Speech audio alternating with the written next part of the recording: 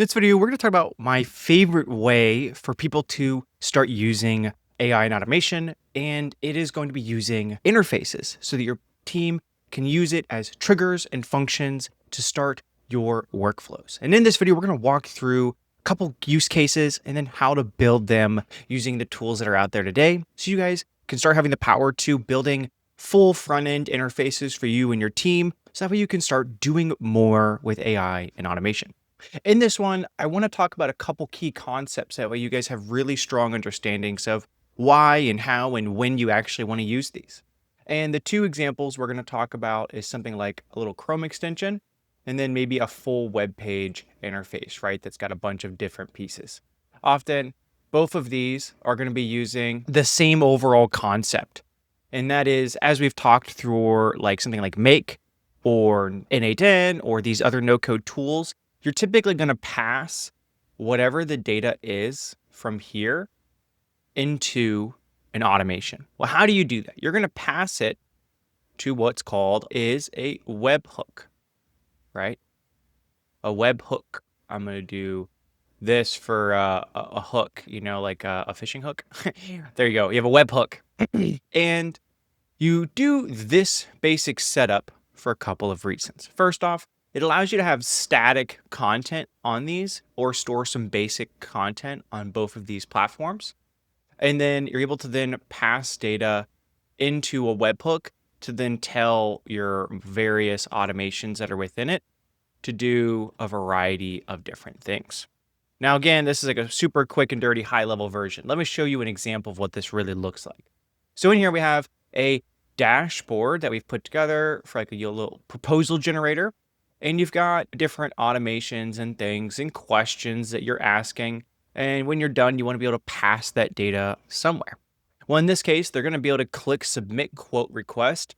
And once that's done, the automation, the automated proposal generator, is going to receive the data that came in from it.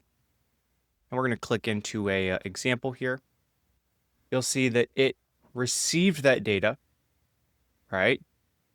And then it, based on what it is that we did, would go in one of the specified routes. And so there's different ways that this webhook could then interact or allow the automations or potential routes to interact with that data. And so this gives you a lot of power because you're able to take data that comes from an external source and then force that data into your automations, whether that's a form fill or an email or really it could be anything that can be passed to a webhook, and almost anything could technically be passed to a webhook. But let's just simplify it and say it's a piece of data and it's got some structure to it. It's got context and clarity like first name, last name, email. We're going to use a form as a basic example here. And that data gets able to be passed. So in here, you'll see that it's formatted in a couple of ways. You see, let me zoom in a little bit so you can see. And you see like service type. So service type equals trash chute, service name, primary equals company, so on and so forth. And so this format that you see here is called JSON. And JSON is a simple structure for you to process and assign data into a very readable format. So it allows computer systems to clearly understand what it is that you want, and also allows us to really clearly understand what it is that's going in and out of these systems. Now, of course, there's more complex ways of doing this, but for the sake of this example, we're just going to talk through JSON. Great. And additionally, you'll see that it has it under a bundle. And so you could pass multiple bundles, and each one is reacting as a single instance. So each one of these bundles will be passed through one at a time. However, looking at this example, we're able to see that certain triggers ran and then it initiated a specific automation. In this instance, it was we created a proposal, made an API call to get that proposal that was generated, and then we're going to send it off to that person, which is really cool. And that's all done through this. So now it gives your team members, if say they're going out on the field, they're able to come through and input whatever data that they need to here, right? And they're able to get all of this information, and then they can just simply, at a click of a button, send out a proposal automatically to the end user getting rid of the need for them to go and spend 20 minutes, an hour, 2 hours, however long it takes for you guys typically to build a proposal, all because they've just filled in and passed all of the right data over here. Similarly, you can also do the same type of thing using what's called a Chrome extension. So as you see here, we've got a Chrome extension. Now this one's doing a different piece, right? So Chrome extensions, they're not the best way to do everything, but they're so easy to make that it's always a great little way to get yourself started. In fact, so oftentimes you're probably using a Chrome extension on most of the platforms that you use. Again, Chrome extensions can be heavy. They take up a lot of load. That can slow your computer down. So there's pros and cons, because if you guys know and you're using Chrome at all, it can be slow, so slow, because it's trying to run each of your Chrome extensions so that they're ready at all times, right? But neither here nor there. Using a Chrome extension like this, you have the ability to interact with your data. And an example of that would be the following. Let's unzoom here so it's a little bit more readable for me. And we have two examples in this.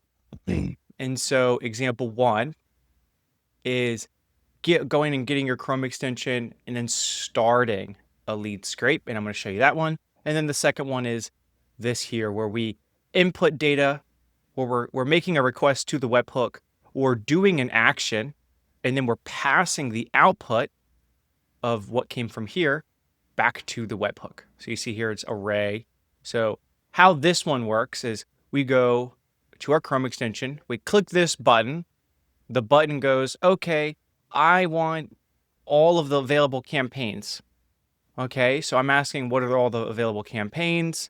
I remove archived, so the ones that aren't active, and then I turn that into an array. So I turned it into a structured format that I can then send back.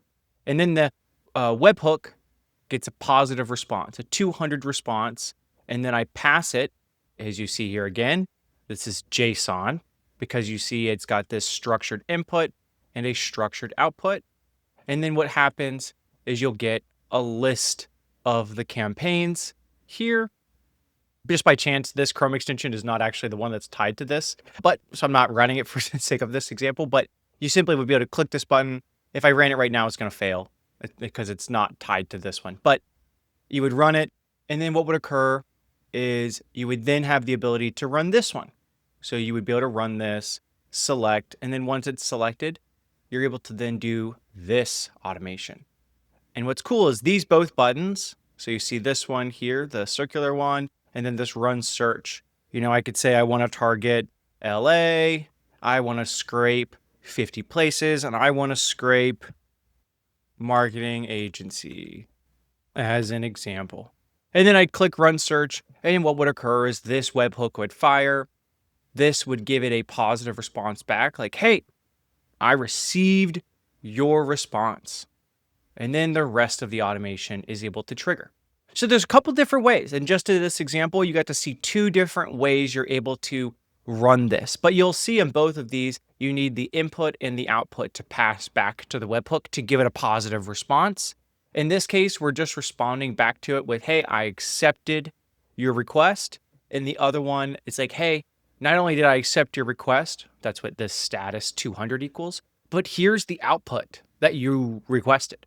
And so in this example here, the one where we're pulling from this Chrome extension and we're wanting to take this data, the answers that the person gives here is sent to this one in JSON, goes through, we're able to clean it up.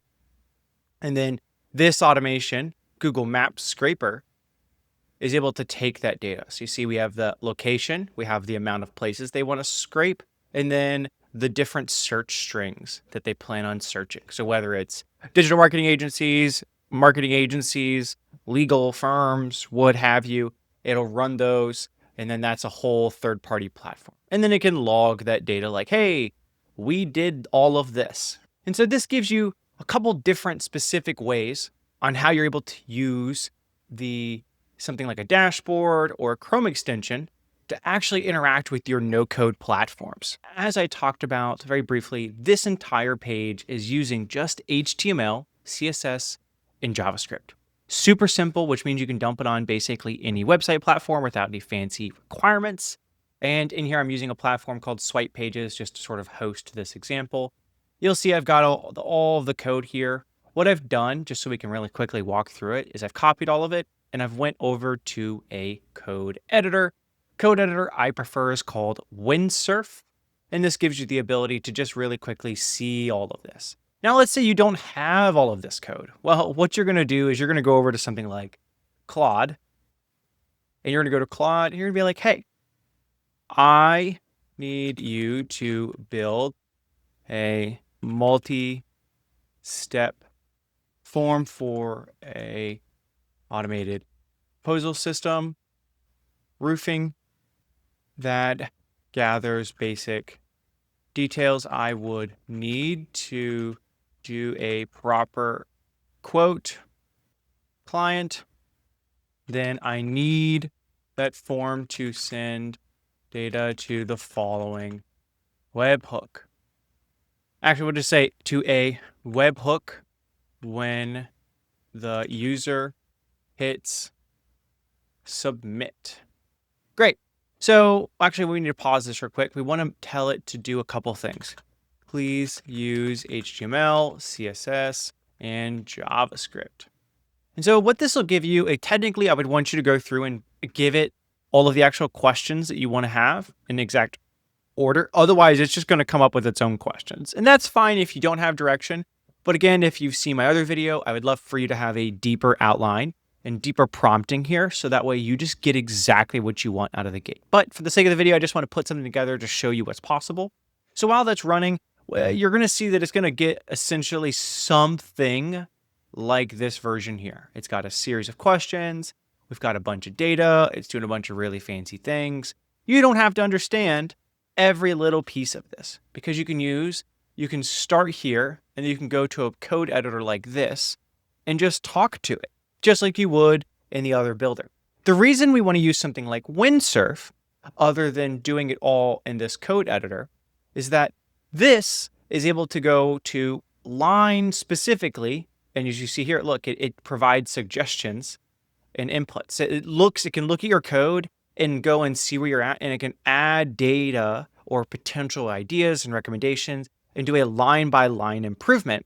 Whereas within the editor like this, it will start from the top, typically, and go all the way back through, and it might end up making changes on this section when all you asked for was a change down here.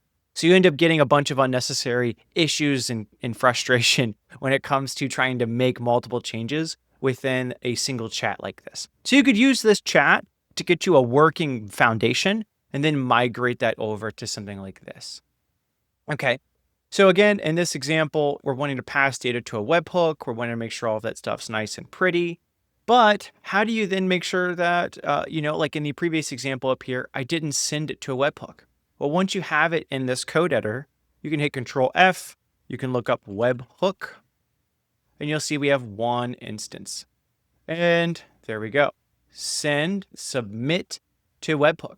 So here we are, we can just change out whatever webhook we're using, and that way we pass this data on, right? And so that's exactly how this works.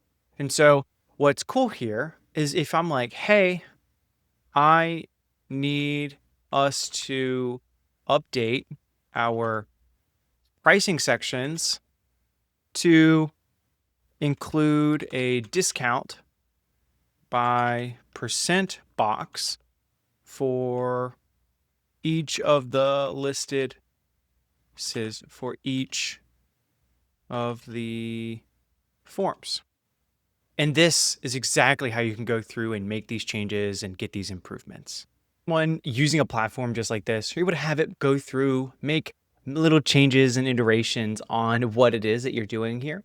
So that way, you're able to make the optimizations in this page. Now, this is already probably good enough. We want to go back to the example that we were looking at here. And in here, it's gone through and you'll see that it's hit too much of a response. So we can go through and have it finish. But once it's going to go through and make its final little changes, we're going to have a cute starting little dashboard that we could start using for our team to do a very similar piece, which is we want to have them input data and then pull data from that form to then do a variety of other things. So once this is done, we'll go through and connect it to a very basic little module so you can just see how it could be tied in, right?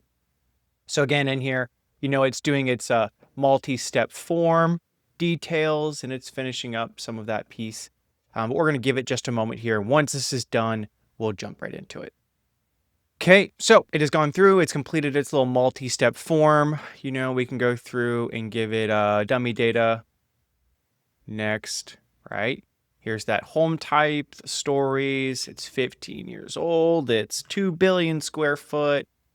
Uses these types of shingles, right? This gives us just everything that your team would want to go through and do this, right? Which is amazing. So it's really quick and easy. And then maybe from here, you want to be able to pass this data into your CRM. You then want to pass it over to maybe PandaDocs to generate a proposal. And then maybe you want to send it over to someone else on your sales team so they can do a follow-up messaging, so on and so forth, right?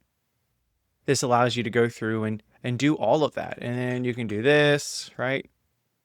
Great, hit submit request. Now, currently, we don't have anything that we want to do when the submit occurs, but you can really quickly take all of this code, copy it, go into something like Windsurf, paste that code in here, right? And we're able to paste the code, apply changes. There we go. And we're now able to take and walk through all of this code. What's nice here is with this, it has all these like nice little color code coordination pieces. So I can quickly scroll through. And here's the webhook URL. So as I talked about, we could just look up webhook. You could search it down. But then you'll see we have script, the webhook URL. So as it even says, replace this section with your actual webhook. So all we didn't need to go through and do is go into make, right? Go to login, scenarios, create a new scenario, come in, create a webhook. We're just going to create a webhook, test webhook, save, copy this webhook address. We're now going to just select this, paste. We're going to hit Control S to save. I'm not even going to do anything different. All we're going to do now is we're going to go to that here. Oh, where are you? Here. This is version 3. Great. So we have all of this, and then we have this automation running. We're going to save this. Now I'm going to open this up in 2 different windows so we can make sure that this actually pulls in all of this data. So again, we're going to go through, put in data here. Great. Put in some stuff. Fantastic. Urgency, blah, blah, blah, blah, blah, blah, blah, blah. Option. There we go. And if everything goes well, we can hit play here. This is now waiting. We hit submit quote request, and then boom. Oh, look at that. Look at this. And our automation over here, just in a few minutes, we've gone through, we've built a basic front end that your team now can use on their desktop, on their phone, make it a little mobile app or something.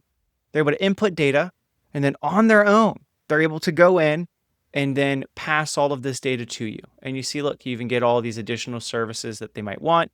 And then you can go, oh, maybe we have a Google Sheet that we want to add this data to. And then maybe we have a CRM, right? We have HubSpot. And then we want to pass it to our HubSpot, right? We want to add people into here. And then maybe we want to go and do a PandaDoc, right? And we want to go and automatically create a document, so on and so forth. The possibilities here are endless, which is so great with this. And it gives you the ability to touch multiple steps in your business process with one simple entry point.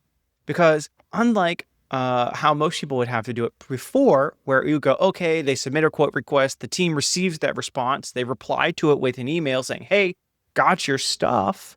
Then the team goes and does a follow-up call, and then someone goes and manually creates a proposal, and then they manually send the proposal, and then they wait for them to reply, and then they got to add that data to a CRM. And then there's too many steps in there where a human could screw it up. Whereas with this, you do one thing, it takes the one input, and it does as many of these other actions as you would like. Shoot, you could also start adding in hey, I want to send a Gmail. I want to send an email over to the user. I want to send an email. I also want to do a Slack notification to a person internally and be like, hey, by the way, this person just had a quote created. Make sure to follow up, right? So on and so forth. So the possibilities here are endless with this type of setup. And this version has been like a super great way for businesses to get started and a great way for you to also get started using it. So let's say you go through, you build this, and you're like, great, well, I have this code, but where the heck can I put it? If you have a website and it's hosted somewhere, there's likely something like what you see here, an HTML code block. If you don't care about the data so much and it doesn't need to be like absurdly secure, which again, neither here nor there, this is up to you. There's a bunch of different ways of doing this. You can make sure that it's password protected so that way only certain people can access it. That's just doing a couple extra things. But for the use case of this, let's say you are just wanting to have a basic place for the data to be accessed. So you could use a platform, something like this one, where it's like swipe pages. You can just give it a test name, come in here, create a blank page. In this, we have a blank section already. We just want to come down to HTML, and we're going to paste that code into here. And now we're going to go through, we're going to shrink the section, save, publish, and view page. Now, look at that. We have a live page that allows us to do all of this. Same thing. And all the data still goes through and it's going to work the same exact way. Look at that. It even has dependencies that your team couldn't progress forward without it. So this is a really simple and easy way for you guys to be able to build basic front ends. And then you could just keep talking with Claude and or Windsurf to making it better, more mobile friendly, cooler, prettier, adding or removing data or restructuring the way that you want to do it. If you want to be able to do this and so much more, just again, follow along through this video, ask me some questions. I'm happy to help. I want to see you guys crush it and create some really cool systems with this. So let me know what comments or questions or what things you think you would build using this sort of setup. And I look forward to seeing you guys in the next video. Thanks.